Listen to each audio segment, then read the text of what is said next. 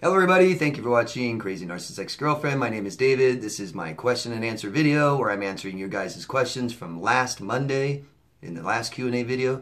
And any questions you guys have today, please go down below and ask me and I'll answer them in the next Q&A video every Monday. So this is part 2, and let's get started. Shanna from Michigan. Hello Shanna.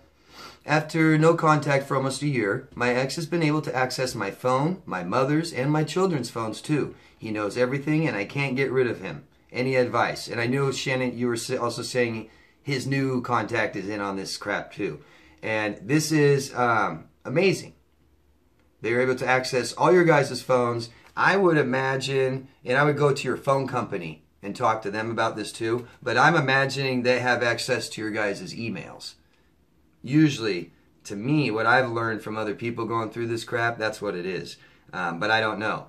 Always, with times like this, you guys always change. Get rid of what you can get rid of. Accounts, emails, stuff like that. Change passwords. Change all your passwords to a brand new password. Don't use the same one for everything. If you have to, go to a different phone company. You know, whatever you got to do, do it. I'd imagine you haven't tried all of this yet, Shanna. So that would be my advice. Try stuff like this. But definitely go to your phone company, see what you can do, okay? I hope that helps. Good luck. That is just sick that these two nasty, nasty people have combined together. And that's what, you know, you guys, that's what disordered people do. We don't do this, right? Anytime you see two people or a group of people combining, trying to ruin people's lives, it's disgusting, okay? And it's amazing to me. And I'm not even talking about his ex. I'm talking, it's amazing that people help people like this, ruin other people's lives, to screw with other people when they're not even involved. It's not even them. They don't even know the people. They just take that one person's word on everything they say. It's gross, okay? All of you, this is another time. Check your own behaviors, how you treat people. You don't like narcissists because they treat you bad? Don't treat people bad, or you're a narcissist, right? I mean, is that what your logic is? Then live by it. So, that is just a sick, sick situation to be in, and I'm really sorry. Good luck. Best advice, go to your phone company, ask them what you can do about this, why they might be doing this, how they might be doing this, okay? And try and get them to stop by cutting off all avenues for them to reach you, okay? Good luck. David from Scotland. Hello, David. I'm slowly recovering, but dealing with everything in my city reminds me of the ex, and it's becoming difficult. Should I move? I'm afraid of isolating. So, this is a typical situation when you and the disordered person split apart and you're now in the same city, right? And it's amazing how even a huge city seems like it's not enough space. This is a personal question I can't answer for you, David. If you know, you said it's becoming very difficult. I know you just found someone to talk to, so I hope they can help you with this. And this is kind of why people talking to you and having someone in your corner really does help. You know, you don't feel so alone. Before I'd move, I would try and take other avenues, you know, talking with somebody. There might be different things you can do to create more space between you and her. Besides moving, okay, and still being able to live in the same city. I know that's difficult to move. It's a hard thing to do, and you need people, you know, that you know that are there for you. I hope you have good people there for you, and I hope that you wouldn't have to say goodbye to them. And you're also afraid of isolating, which is good that you're afraid of that. We all usually want to do that right afterwards, and it can be damaging if you do it for too long. And you can get used to that isolating and keep doing it forever. So that's good that you're conscious and aware of that, David, that it can happen. My best advice right now, do what you need to do to feel good now. Okay? These things you can deal with later, right? You can go move away for a while and then move back. Or you can find other things to do besides moving. And, you know, the taking different routes so you don't drive by them.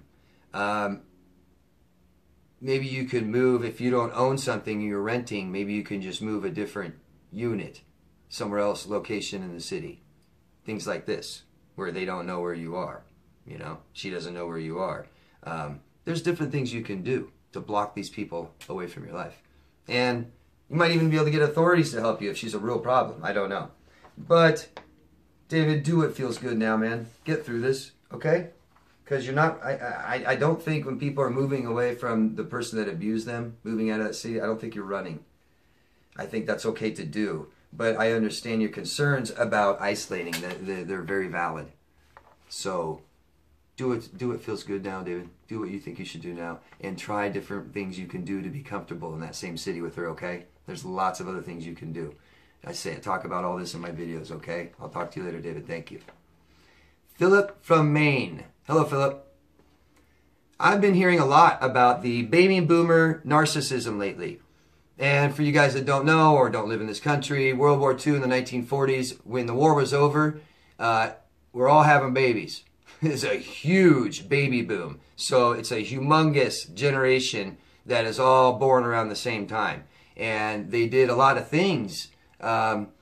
Because you have that many people grouped together, classed together, same age, growing up together, they kind of determine how the country goes, don't they? They vote and things like this, and they decide this. But here's the rest of his question.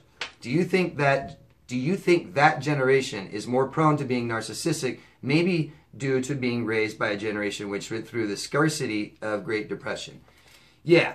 You know, I read an article in the Huffington Post about antisocial traits, and they talked about this, and they're saying that the children from the baby boomer age tend to have way more antisocial traits than the rest of us.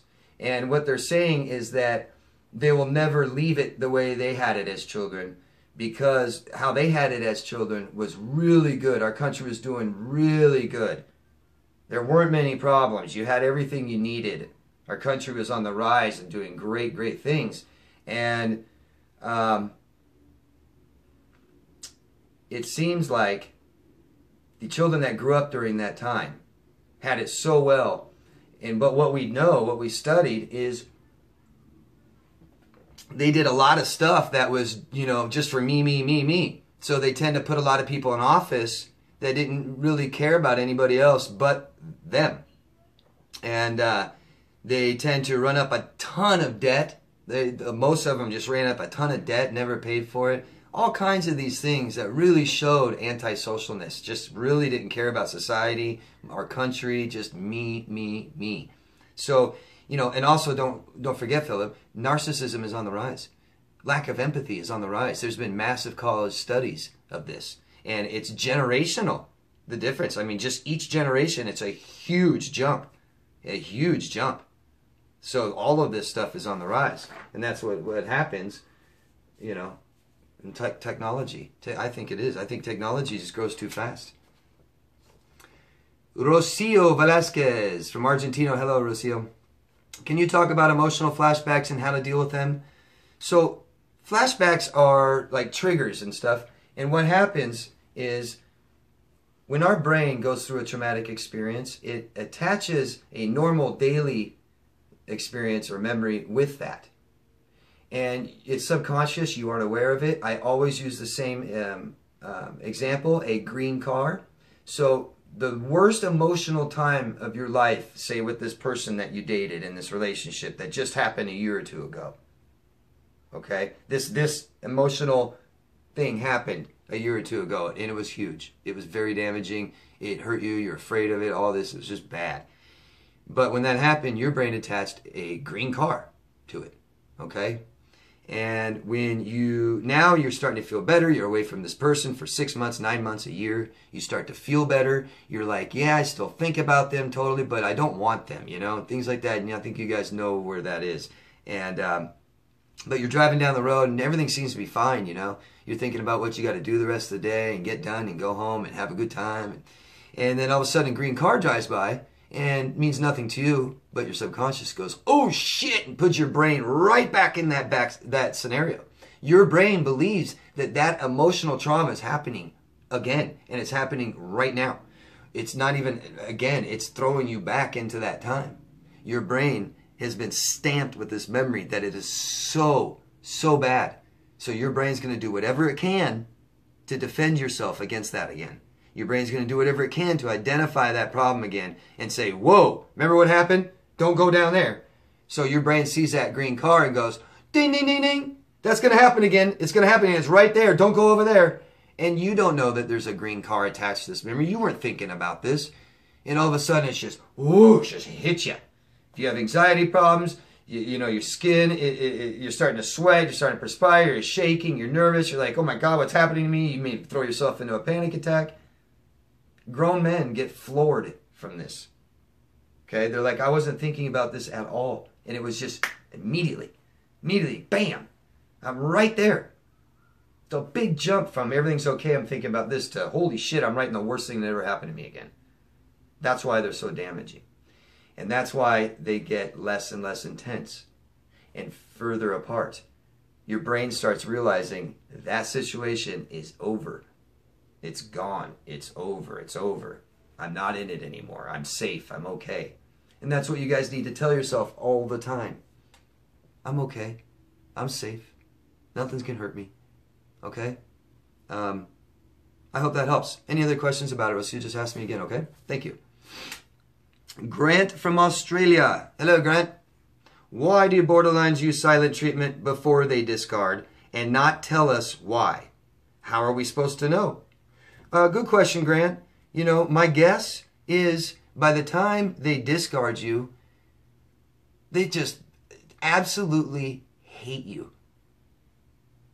You know, if this is a narcissist, or you said borderlines. Why do borderlines use silent treatment before they discard? Okay, so borderlines abandon. Okay, and when they abandon, typically they believe you're going to abandon them at some point. There's something you're doing. Okay, because borderlines already think this already, all the time. That's why they're real keen on if you're going to leave them. Like you really now, like I think I'm going to leave them. They pick that shit up because they already are worried about it all the time. You know, they see the change in you. And it could be, you know, you're just knocked down emotionally from the turmoil they put you through. And that's why you're feeling this way. And they take it as, oh, they're done with me. You know, their attention isn't as intense. They don't love me as much. They're leaving. Relationship's over, discard. Okay? Or abandon. There's a lot of things that lead up to that. Imagine those feelings of someone's going to abandon me. They start to emotionally cut themselves off, okay? They are emotionally attached to you. They're emotionally invested in the relationship. And when they abandon the relationship, that's why they're abandoning a part of themselves. A part of themselves that they invested in you, in this relationship. So when they abandon it, they're abandoning themselves as well. Okay? That's why they act like this. That's why they look like this. That's why they look, you know, they're throwing the relationship away that they love so much too. You know? They're ending it all. It's a sad thing for them as well, but they just shut off. You know, these people are used to it. These people have been abused a lot as children. They can shut off if they have to. They can dissociate. They can tell themselves what they need to tell themselves to survive. That's what they think. This is life or death for them. They aren't thinking about you anymore. They're thinking about what they have to do. You know, they may hate you by now. They may fucking totally hate you too. So who knows? Who knows what's going on, Grant? But you're not on a fair playing field. Okay, that's for sure, because they don't tell you what's going on. You know that. Borderlines don't want you to know what's going on. They got plans. You know? Hope that helps. Selena from Romania. Hello, Selena. Can you make a person be more narcissistic faster? Now, for me, that's not enough information on what exactly you may be asking me. I may not know. So I'm going to just answer this a couple different ways, depending on how, you know, I'm going to say maybe she means this, maybe Selena means this, maybe that. So I'm just going to try and talk about this for a while, and feel free, Selena, to ask me again, okay? So can you make a person be more narcissistic faster? So instantly I'm going to say no, okay? Because we don't make people narcissists. Now, narcissistic, that's just narcissistic traits that we all have. We all have 1, 2, 3 narcissistic traits. Okay? Can you make just a normal person be more narcissistic faster? You know, yeah, I think people can act more like narcissists than they do. It doesn't make them narcissists. We all have those traits. But we don't make people be narcissists. And I don't really like saying that we make people do anything. I don't really like that. But let's say, Selena, if someone's not a narcissist, but they have narcissistic traits, and they're in a relationship, will that relationship bring out more narcissistic traits? Yeah, sure. If they decide to stay in that relationship, because any toxic relationship, you guys all know, any toxic relationship, that both of you did things. You can't possibly react great to narcissistic abuse all the time. You know, we hit back. We say nasty things back. We leave them, whatever it is. We do these things too in a dysfunctional, unhealthy, abusive relationship. So that could make someone more narcissistic, but it won't make someone a narcissist. Narcissist happens, you know, as in infancy.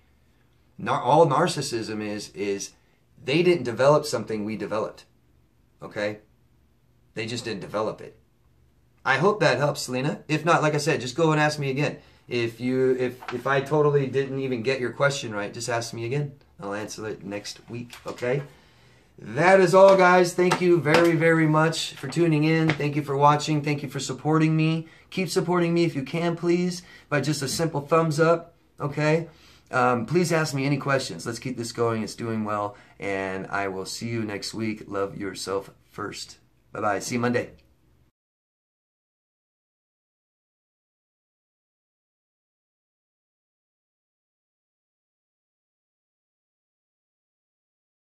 Danny Dog Productions.